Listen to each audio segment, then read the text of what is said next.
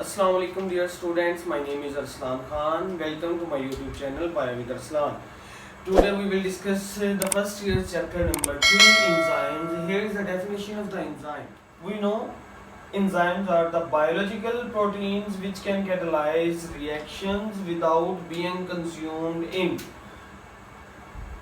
मतलब कि हमारे पास एंजाइम जो है वो क्या है। एंजाइम हमारे पास कोई भी बायोलॉजिकल प्रोटीन्स हैं, जिंदा जानदारों के अंदर जो मौजूद प्रोटीन्स होती हैं उनको हम बायोलॉजिकल प्रोटीन्स कहते हैं।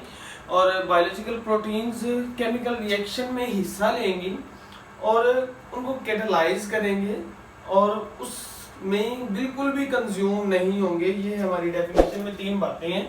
नंबर 1 पे कि ये प्रोटीन होंगे, नंबर 2 पे इन्होंने कैटालाइज करना है रिएक्शन को, और नंबर 3 पे इन्होंने बिल्कुल भी जो है वो रिएक्शन के अंदर कंज्यूम नहीं होना।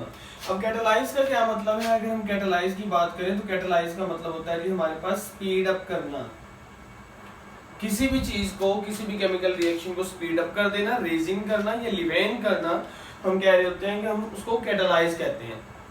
अब यहाँ पे हमारे पास डेफिनेशन हो गई है इसका। अगर आपको जनरल सी जो है वो आपको एग्जाम्पल दूं कि यहाँ पे एंजाइम की वर्किंग क्या होती है, तो हम इजीली कह सकते हैं कि फॉर एग्जांपल हमारे पास यहाँ पे जो है वो एक माउंटेन है, ठीक है। उस माउंटेन में यहाँ पे जो है वो हम यहाँ पे कहते हैं कि एक आदमी है, कोई मैन है, वो चाहता है कि वो इस पहाड़ को क्रॉस करे और क्रॉस करके यहाँ से स्टार्ट करके क्रॉस करे और दूसरी साइड यहाँ तक जो है वो पहुंच जाए। अब 2 पॉइंट्स हैं हमारे पास यहाँ पे, एक उसका स्टार्टिंग पॉइंट है और सेकंड वन जो है वो उसका एंडिंग पॉइंट है। वो चाहता है कि इस पहाड़ से वो गुजर के इस पॉइंट तक जो है वो पहुंच जाए। बट इसके लिए उसको करना क्या पड़ेगा? उसको यहाँ पे क्लाइंबिंग करनी पड़ेगी माउंटेन की। वो यहाँ पे चढ़ेगा, फिर उतरेगा, फिर यहाँ तक जो है वो पहुंचेगा। बट इसका एक और हल भी है अगर निकाला जाए, जो कि बिल्कुल हमें समझ सकते हैं कि वो काम सारा का सारा हमारे पास जो है वो एंजाइम करते हैं। वो क्या कि इतनी जो है वो मशक्कत के बावजूद, मशक्कत के बगैर क्या किया जाए कि यहाँ पे एक टनल क्रिएट कर दी जाए। एक था हमारे पास पहाड़ को चढ़ाई करके फिर दूसरी साइड पे आना, और दूसरा क्या है हमारे पास कि उस पहाड़ के अंदर टनल क्रिएट कर दी जाए। और ये टनल क्रिएशन हमारे पास जो है वो एंजाइम्स करवाते हैं।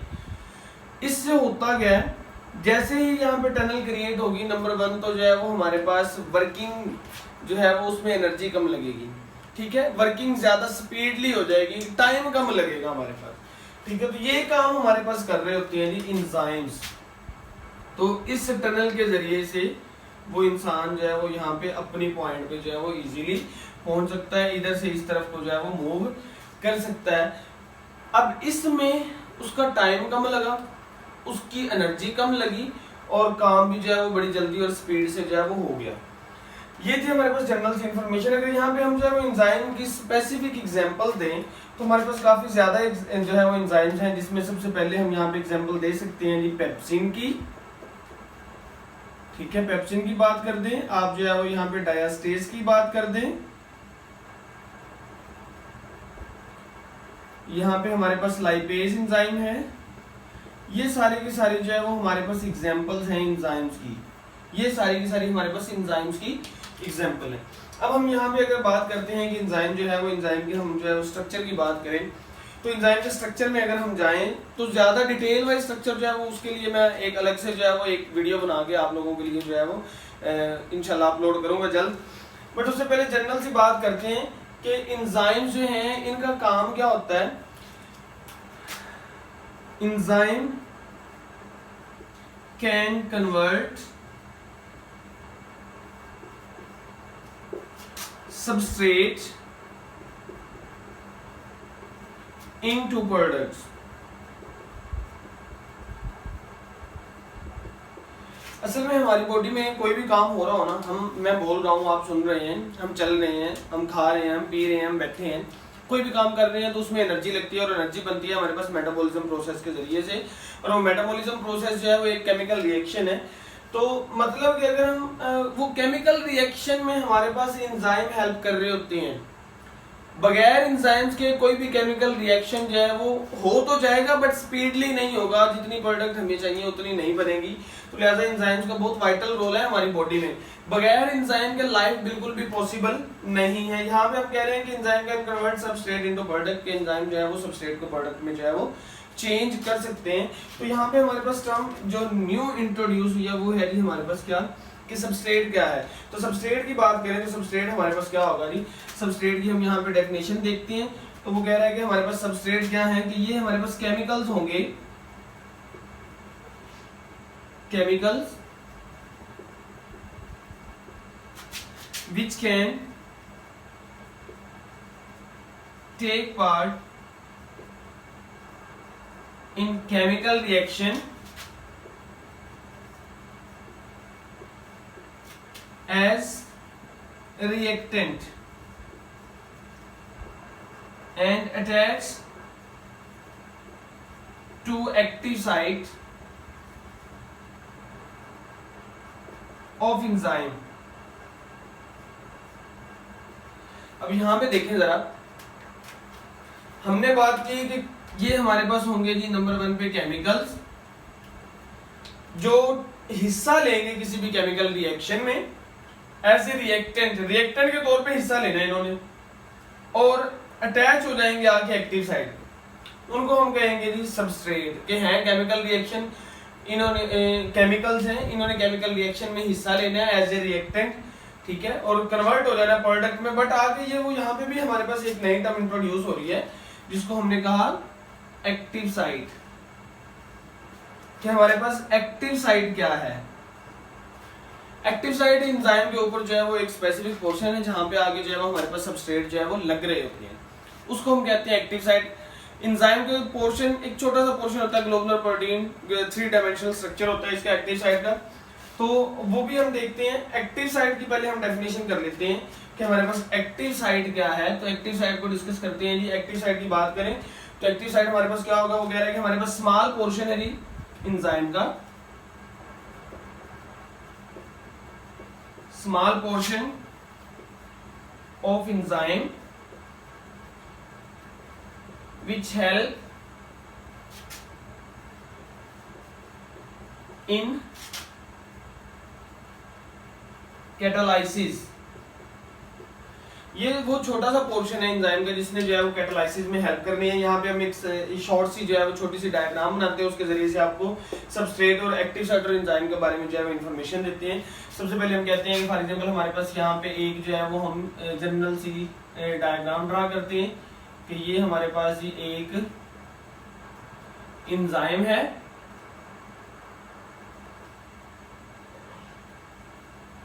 ठीक है। इस एंजाइम में ये सबस्ट्रेट होगा हमारे पास, इसको हमने कह दिया कि ये हमारे पास जी सबस्ट्रेट है। इस सबस्ट्रेट ने इस एंजाइम के इस पोर्शन पे आके लगना है, ये ओवरऑल एंजाइम है, ठीक है। एंजाइम को हम शो कर देते हैं सिर्फ ई के साथ और सबस्ट्रेट को हम शो कर देते हैं जी एस के साथ, ठीक है। अब ये वो पोर्शन है जहां पे आके सबस्ट्रेट लगेगा। This is the portion where substrate attach and it is called active site. इस पोर्शन को हमने कहना है एक्टिव साइट। इस एक्टिव साइट की और भी काफी ज्यादा डिटेल है, इसके दो हमारे पास मजीद जो है वो पोर्शन होते हैं एक्टिव साइट के, जिसमें कैटालाइटिक साइट आएगा, जिसमें हमारे पास बाइंडिंग साइट आएगा। वो हम उस पर जो है वो अलग से डिटेल पे जो है वो बात करेंगे किसी और लेक्चर में। अभी जो है वो हमारे पास इतना ही है कि हमारे पास एंजाइम हमेशा से सबस्ट्रेट को अट्रैक्ट करता है, इसको अपने साथ ज्वाइन करता है, और जिस जगह पे सबस्ट्रेट ने जाके लगना होता है उसको हम एक्टिव साइट कहते हैं। और सबस्ट्रेट क्या है, सबस्ट्रेट हमने कहा कि हमारे पास केमिकल सब्सटेंसेस हैं जो हमारे पास रिएक्टेंट के तौर पे जो है वो एक्ट कर रही होती हैं। तो ये जनरल इंफॉर्मेशन थी हमारे पास जो है वो सिर्फ और सिर्फ किसके बारे में, एंजाइम्स के बारे में। अब आते हैं हम अपनी डिस्कवरी की तरफ। तो यहाँ पे हम जो है वो डिस्कवरी को लेकर चलते हैं कि एंजाइम्स की डिस्कवरी कब हुई और किस तरह से हुई, उनको जो है वो हम डिस्कस करते हैं जी। Discovery of enzymes. एंजाइम्स की डिस्कवरी की बात करें तो यहाँ पे काफी ज्यादा जो है वो हमारे पास साइंटिस्ट के नाम आएंगे जिन्होंने एंजाइम्स में अपनी अपनी वर्किंग जो है वो उसमें जो है वो की है। सबसे पहला जो हमारे पास यहाँ पे नाम है जी वो है जी हमारे पास लुईस पास्चर।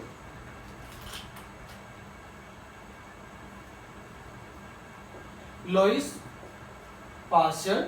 ये लुईस पास्चर वही है जिसने हमें जो है वो काफी ज्यादा जो है वो डेवलपमेंट करवाई थी माइक्रोबायोलॉजी में, जिसमें जरा जो है वो इसने बताया था कि जर्म्स जो है वो हमारे पास डिजीज काजिंग एजेंट होते हैं, और इसी ने हमारे पास वैक्सीनेशन दी थी एंथ्रेक्स की, हमारे पास कुलेरा की और रेबिस वगैरह की वैक्सीन भी इसी ने इंट्रोड्यूस करवाई थी। अब लुईस पास्चर ने क्या किया, लुईस पास्चर ने माइक्रोबायोलॉजी में अपना एक प्रोसेस इंट्रोड्यूस करवाया था which is the fermentation. Fermentation process जो है वो मोस्टली इंडस्ट्रीज में यूज किया जाता है during the formation of the bakery products.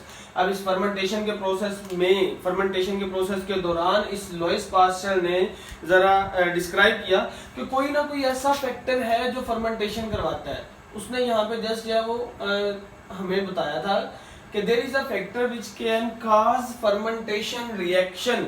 कोई ना कोई ऐसा फैक्टर है जो फर्मेंटेशन का रिएक्शन करवाता है, बट उसने इस पे मजीद तहकीक नहीं की थी। इसने बेस बनाई थी एंजाइम्स की डिस्कवरी की, बट इसका नाम जो है वो डिस्कवरी ऑफ एंजाइम में बिल्कुल भी नहीं लिया जाता। तो कौन सा साइंटिस्ट है जी जिसका नाम जो है डिस्कवरी ऑफ एंजाइम में लिया जाता है, तो वो साइंटिस्ट है जी हमारे पास पाइन।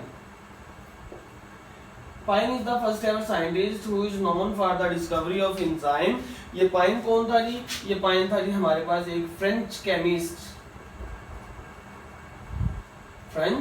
ये केमिस्ट था, और इस फ्रेंच केमिस्ट भाई साहब ने 1833 में जाके जो है वो हमें बताया कि एक एंजाइम इसने डिस्कवर किया था जिसको उसने नाम दिया था जी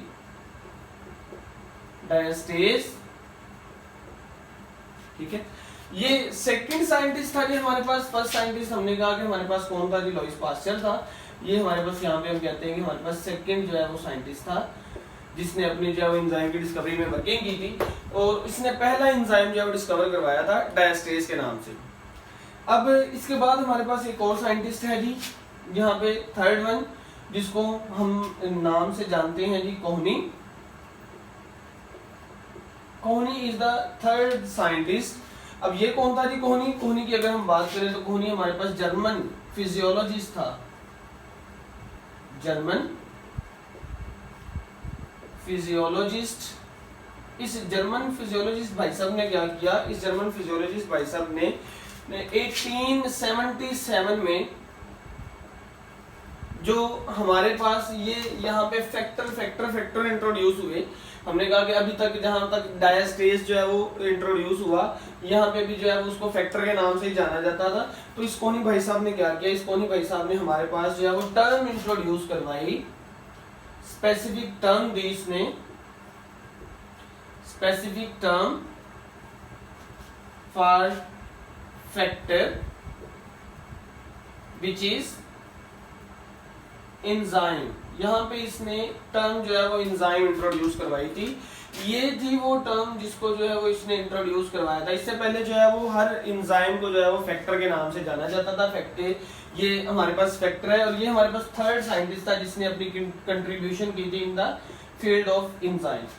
इसके बाद हमारे पास एक और चौथा साइंटिस्ट आता है जिसने इसी में जो है वो अपनी जो है वो डिस्कवरीज करवाई। इसके अलावा काफी ज्यादा और भी साइंटिस्ट हैं, बट यहाँ पे हम जो है वो एक स्पेसिफिक अमाउंट में जो है वो इनकी डिस्कशन करेंगे। अब हमारे पास फोर्थ साइंटिस्ट है जिसको हम नाम से जानते हैं समनर।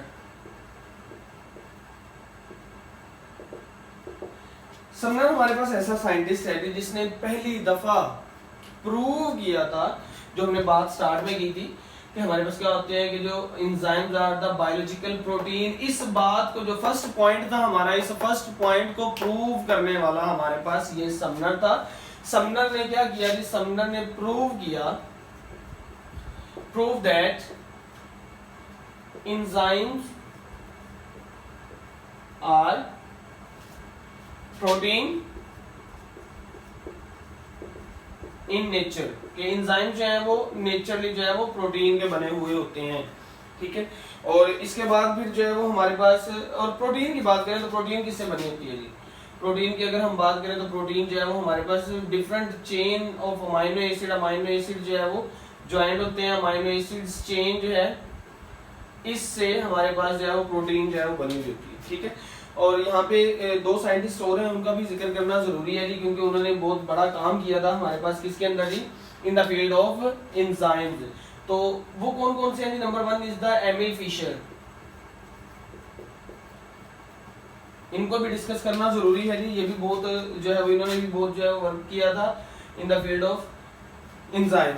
अब इस भाई साहब ने क्या किया था, एमिल फिशर ने जी हमारे पास एंजाइम सबस्ट्रेट इंटरेक्शन के लिए मॉडल दिया था। ये जो एंजाइम सबस्ट्रेट इंटरेक्शन हमने यहाँ पे डिस्कस की कि एंजाइम जो सबस्ट्रेट जो है वो इंटरेक्ट करते हैं, एक दूसरे को अट्रैक्ट कर रहे होते हैं, इनकी इंटरेक्शन के बारे में इसने अपना पहला मॉडल दिया था। और उस मॉडल को जो जाना जाता है किस नाम से, लॉक एंड की मॉडल के नाम से, लॉक एंड की मॉडल के नाम से जो है वो इसको जाना जाता है। और ये इसने अपना पहला मॉडल जो दिया, ये कब दिया था, इसने अपना पहला मॉडल दिया था जी ये वाला 1890 में जाके। इस मॉडल की डिटेल भी जो है वो हम नेक्स्ट लेक्चर्स में जो है वो इंशाल्लाह पढ़ेंगे। लॉक एंड की मॉडल में उसने बताया था कि जी एक स्पेसिफिक लॉक कैन स्पेसिफिक की can open a specific lock, बिल्कुल इसी तरह से एक स्पेसिफिक सबस्ट्रेट जो है वो अपने स्पेसिफिक एंजाइम पे जाके अटैच हो सकता है, जो बाद में रिजेक्ट कर दिया गया था जी। और इसको रिजेक्ट करने वाला था जी हमारे पास 6 साइंटिस्ट जो हमने यहाँ पे डिस्कस करने हैं। और वो 6 साइंटिस्ट कौन सा है जी, उसको हम कहते हैं जी कोशलैंड।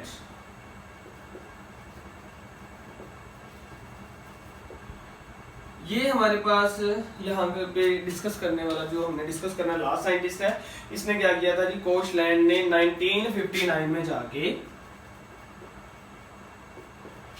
इसके एमिल फिशर ने जो एंजाइम सबस्ट्रेट इंटरेक्शन का लॉक एंड की मॉडल दिया था उसको रिजेक्ट कर दिया था। इस भाई साहब ने कहा कि जी आपने जो बात की है कि स्पेसिफिक की can open a specific lock as well as a specific substrate can attach with a specific enzyme, इस बात को उसने रद्द कर दिया था। और यहाँ पे उसने जो है वो अपना एक मॉडल इंट्रोड्यूस करवाया था, जिसको आज भी जो है वो उसी हिसाब से जाना जाता है। आज भी यही मॉडल जो है कोशलैंड का मॉडल जो है उसको ऑथेंटिक समझा जाता है। This one is the induced fit model, induced fit model. अब इंड्यूस्ड फिट मॉडल भी बहुत बड़ा काम है जी कोशलैंड का। इसने जाके हमें जो है वो एमिल फिशर वाले मॉडल को रिजेक्ट करवा के बताया कि असल में every enzymes can attach on a active site because active site is not a rigid structure, active site change according to the shape and size of the substrate. वो एक पूरा का पूरा टॉपिक आएगा जी हमारे पास इसमें लॉक एंड की model के बारे में, इंड्यूस्ड फिट मॉडल के बारे में, वो इंशाल्लाह हम जो है डिटेल में पढ़ेंगे। आज तक के लिए इतना ही, टीचर को इजाजत दीजिए, अल्लाह हाफिज।